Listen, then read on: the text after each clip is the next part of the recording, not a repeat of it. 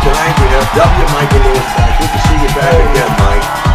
We said we would have him back. There's just so much stuff that he's done, so many credits that we just didn't get them all the last time because of time constraints. As you know, this show, we only interview people who are musicians, producers, songwriters, people who are in the music business primarily.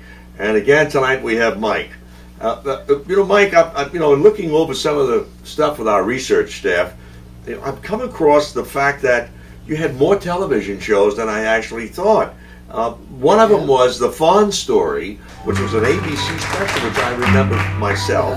And then you also had, which was, I understand, is a classic, and the theme has been running for a number of years, maybe a dozen years or more, was the theme for the Barbara Walters show. Yeah, wow, that was fabulous. All the specials, yeah. So you did most of all of her specials there. Who contracted you? Who got you for that? That was actually, I think I mentioned last time, Jack Tiller, who was a music editor. And, right, sure. Yeah, he got that one for me. Yeah, well, that was great. I mean, like I said, that's been running for quite a while. And then you had another one which was called The World's Greatest Mysteries with George C. Scott. George C. Scott was the host of that, yeah. Yeah, you did that one. Was that the same Jack again?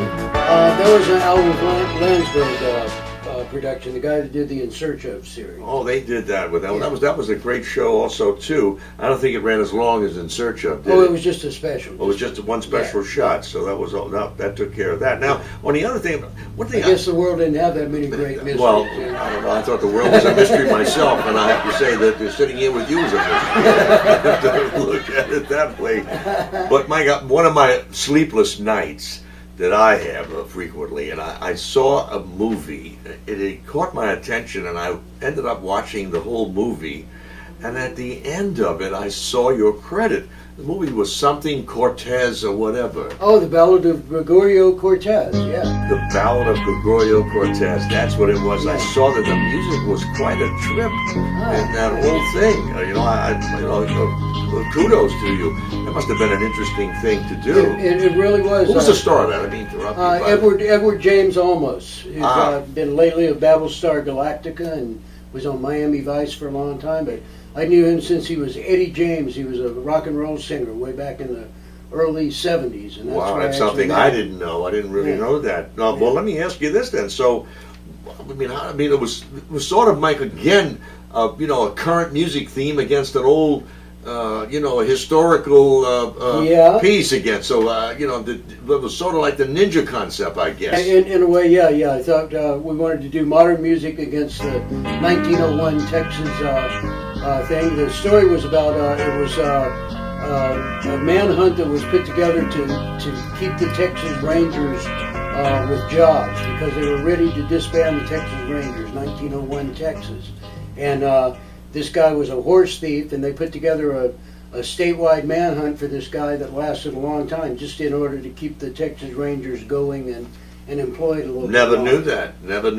Wow. It was an interesting story. And also he was accused, guy was actually innocent, and he was accused because of a mistranslation from the interpreter that was trying to translate the Spanish into English, and he made a mistaken interpretation, and the guy was wrongly accused. Really? Yeah. What an interesting. Well, it was an interesting story. The movie was very good. It was a little action and a little bit. Yeah. I kind of enjoyed that book. I mean, that research on that music. Was it something you guys came up with? That was kind of interesting. Yeah, we went.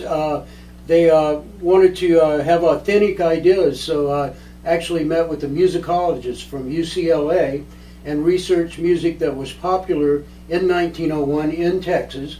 And we got an idea of some of the themes. He actually played me some little things that were on the old disc, like the very original recording. Oh, you mean the round ones? Yeah, the little cylinders. The cylinders. Wow, that had to be interesting. And so anyway, got some theme ideas, and then incorporated those into the music for the movie. Wow, where did you record that? I was recorded at A&M Studios. David Anderley at A&M was our music supervisor, and he set us up to record over there. So. Well, that's great. It was a great studio, and also a great record label too. Well, anyway, man, that was just fascinating. I mean, again, you had so many film credits and TV credits and stuff like that. I just didn't have a chance, but this was a movie that I actually saw myself. I don't know how long ago it was, but anyway, I thought it was an exciting film, and the music was unique. And Mazel Tov. It was it's something. I'm sure that I think it was 1980, and actually Billy Franklin, I believe it was, one of the LA Times critics voted it one of the 10 best films of that year. So it got that was great. Also, is it out on CD now? I mean, on DVD rather. As far as I know, it is. Yeah. It is. Well, I have to look. So. I'll have to look for that. Yeah. Well, Mike, then I'm going to now talk to you about some of your record productions, which are really history-making recordings as far as I'm concerned, and I'm sure a lot of them, because our research people, we looked on the internet and we saw so many of those AVI productions that you did, and it just blew me away. Yeah, we did, I think, 20-something albums in about a 4-year period or more. It might have even been more than that. So. Wow, you did an average of a couple of albums a year, I would imagine. About four or five a year, actually. Wow, that was terrific production. Well, anyway, you had El Coco, which was really one of the premier groups of that time in that dance craze disco era, and they had several hits other than Coco Motion. They had one of my favorites. One of my really all-time favorites was "Let's Get It Together," which I loved that recording. And the Spank, of course. Now, the Spank, I understand you did that out of Chicago. Yes, for the Dogs of War, which was a organization that told us if we did a song about that dance, that they would get it in the top 10 for us, and I think they delivered on that. Oh, I remember, yeah, I'm sure they did that. Yeah. I remember that. Dogs of War, they were a terrific disco pool in Chicago. Yeah. And let's see, one of the other great credits that you had, which is a cult, and I mean a real cult favorite, is Seven Deadly Sins. Ah, yeah. Wow. I'm amazed myself to see how much coverage on the internet there is on that. Well, you'd be surprised. There are several things of that. It's been used numerously, and people using or talking about it. So Seven Deadly Sins was that. And that's, then you went on and you had La Pamplemousse. What was that all about, La Pamplemousse? La Pamplemousse, well, they're the group that did the Spank, and that was another one that you named for us, Ray. Oh, I keep forgetting that we know each other.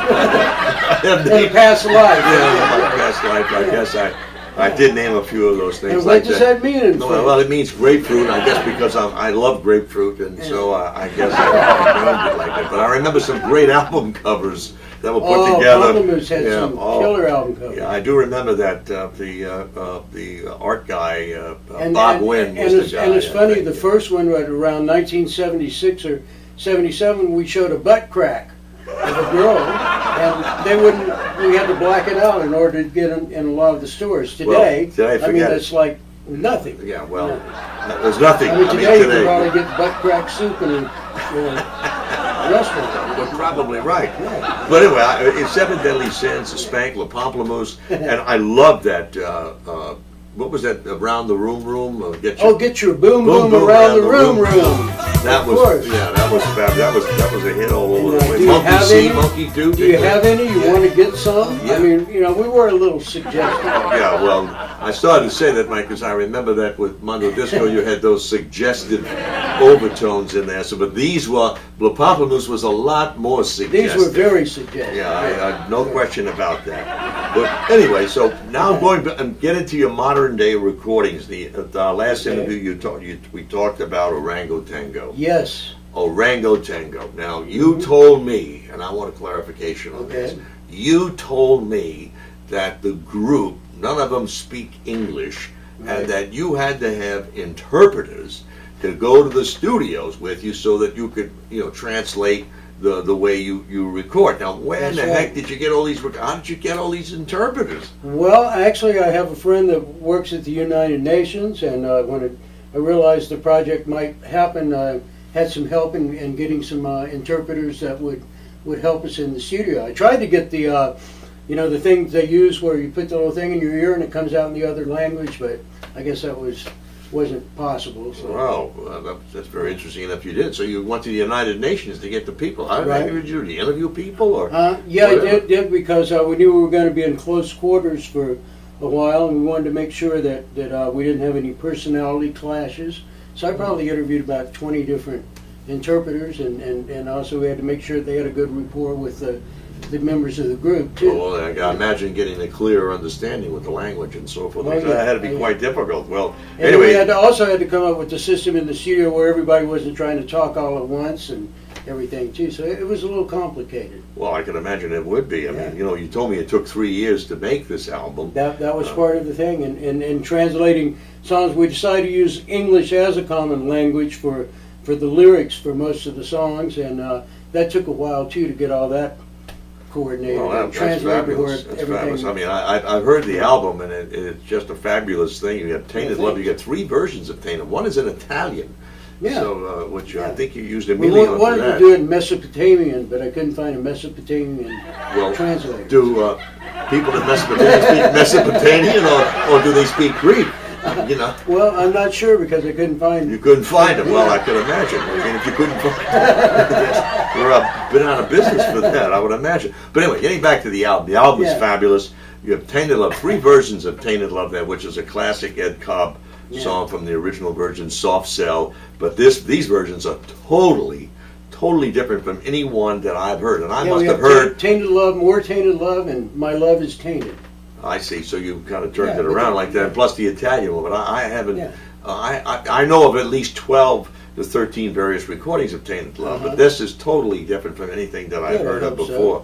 And I can imagine, again, working with these guys in order to come up with that, that you really have a lot of time to do it. But the album is out, and we're going to flash it so people can see exactly what it Okay. is, and then we'll play a little bit of it when we close the show. Okay. But I want people to know. But they can go on the SnailWorx website, can't they? And Yes. see it there, or you can get it Yes, there. I would say by probably by the time this airs, yes, it will be available on many websites across the board.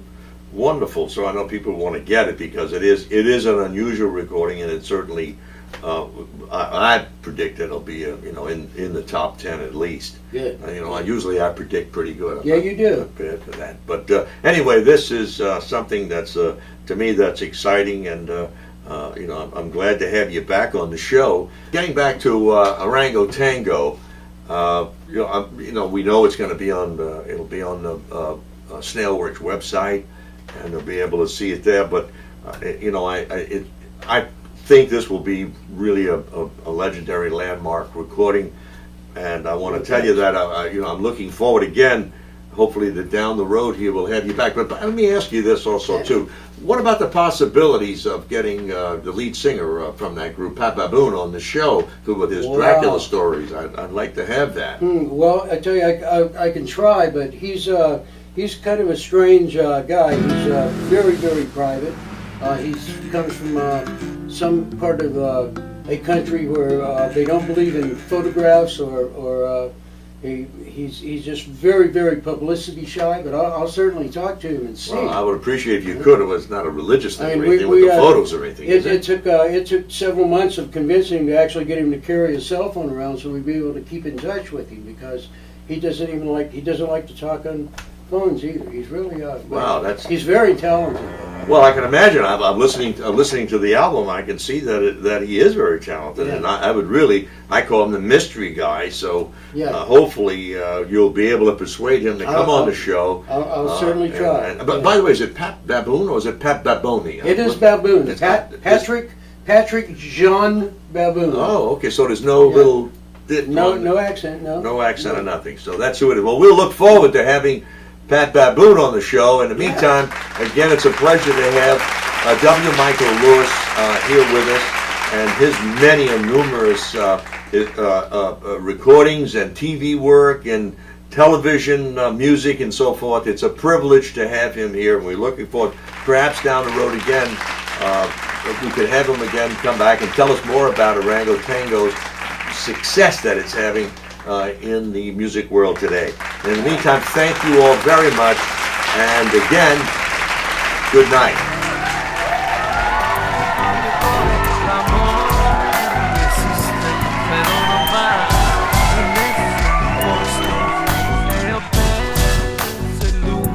Della ragione non posso dormire la notte, una volta venivo da te, ora me ne vado lontano.